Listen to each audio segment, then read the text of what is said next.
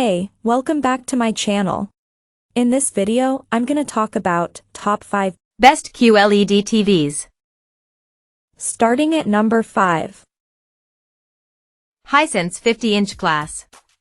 We recommend a PFS phosphor TV, the Hisense A65K, for the best cheap TV. It's just as colorful as TVs with quantum dot technology but at a lower price point. It delivers decent overall picture quality, with good black uniformity, but lacks advanced features like local dimming. It can't get bright enough to overcome glare in a bright room, although it does well in a moderately lit room with its good reflection handling. HDR content looks acceptable, with visually appealing saturated colors, but it's not bright enough to bring out the content creator's intent. If this matters, a more expensive model like the Hisense U6/U6K is better. It's still a cheap TV, though, and it has limited picture processing capabilities and fewer features than the more expensive models on this list. It doesn't process low-quality content as well as on other TVs, although thankfully, its upscaling capabilities are good. This cheap TV offers gamers a few features: a good response time, extremely low input lag, and VRR support. For the price, the Hisense A65K is an attractive package, although, unfortunately, it's a Costco exclusive. Coming at number 4. Hisense 75-inch. The best budget QLED TV we've tested is the Hisense U6/U6K. It's a well-rounded option with surprisingly good picture quality. This Hisense has excellent contrast, so dark scenes look amazing in a dark room, with little blooming around bright areas of the screen. It also has good peak brightness in SDR and decent reflection handling, so glare isn't an issue in a brighter room. It has an excellent color volume, making this TV very colorful overall. It's bright enough in HDR for a pleasant viewing experience, and just like the Hisense U8/U8K and Hisense U7K, it supports both HDR10+ and Dolby Vision HDR, although it doesn't support advanced DTS audio formats as those models do. Unfortunately, its image processing is significantly worse than on the higher-tier Hisense TVs, so there's visible digital noise when watching low bitrate content from streaming platforms. Still, it's a great TV for gaming, as it has superbly low input lag and VRR support for a responsive, nearly tear-free gaming experience. Unlike its more expensive siblings, it's limited to a 60 Hz refresh rate, which is disappointing for gamers wanting to take full advantage of their Xbox Series X, PS5, or recent gaming GPU. Finally, like the other Hisense TVs, it runs the latest Google TV interface, and it supports hands-free voice control through either Google Assistant or Alexa to quickly open your favorite apps or search for content. There's also the newly released Hisense U6N. It's supposed to have incremental upgrades like better contrast and brightness, but it's also quite expensive near its release. Since the upgrades it offers are minor, you're better off spending your money on the cheaper U6K while it's on sale. At number 3. Hisense 85-inch. The Hisense U7K is the best lower mid-range QLED TV we've tested.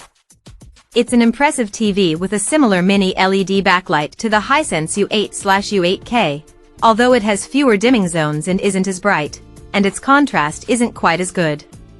Still, the cheaper Hisense has a very wide color gamut, excellent contrast, and superb black uniformity, so it's a tremendous choice for watching HDR movies as they really pop in a dark room. It also has fantastic reflection handling with very good HDR peak brightness, so it's no slouch in a bright room. Unfortunately, it has a narrow viewing angle, just like its higher-tier sibling. However, it still supports Dolby Vision HDR and HDR10+ formats, as well as advanced DTS audio formats, so you can take full advantage of whatever content you're watching. It has the same good image processing as the U8K, making it a cost-effective home entertainment TV. The built-in Google TV platform is easy to use and has a ton of apps you can download, so you don't need to buy an external streaming box. It has a great selection of additional gaming features, including VRR support to reduce screen tearing and up to 4K at 144 Hz on its two HDMI 2.1 bandwidth ports. In some ways, It's an even better gaming TV than the more expensive Hisense due to its faster refresh rate, leading to a slightly more responsive gaming experience overall.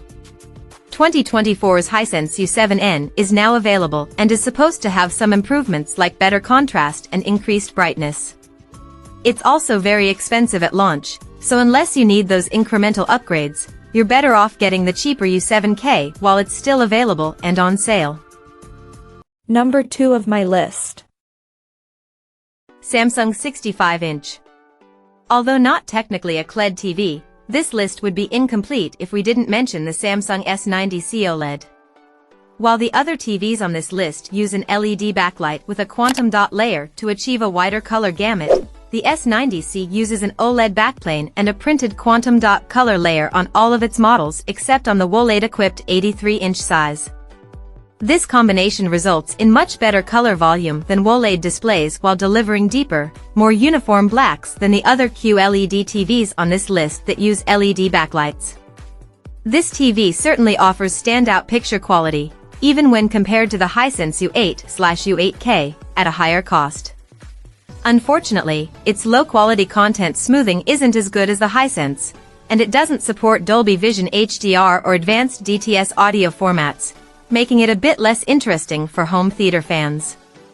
Thankfully, it has a much wider viewing angle than the Hisense, so it's the TV to get for a wide seating arrangement.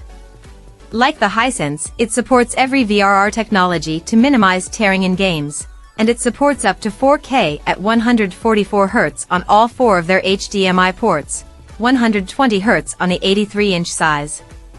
It has a near-instantaneous response time and even faster input lag than the Hisense, so it's a better choice for competitive gamers. If you have money to burn, you could opt for the Samsung S95C OLED instead. It's brighter than the S90C, but for most people, it's not worth the significant price premium over its lower-tier sibling. There's also the newly released Samsung S90D/S90DD OLED.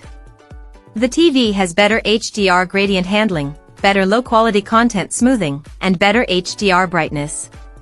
The improvements are minor though, and the TV is very expensive at launch, so the cheaper S90C is the better option to buy while it's still available and on sale. And number 1. Hisense 65-inch. The best QLED TV we've tested is the Hisense U8/U8K.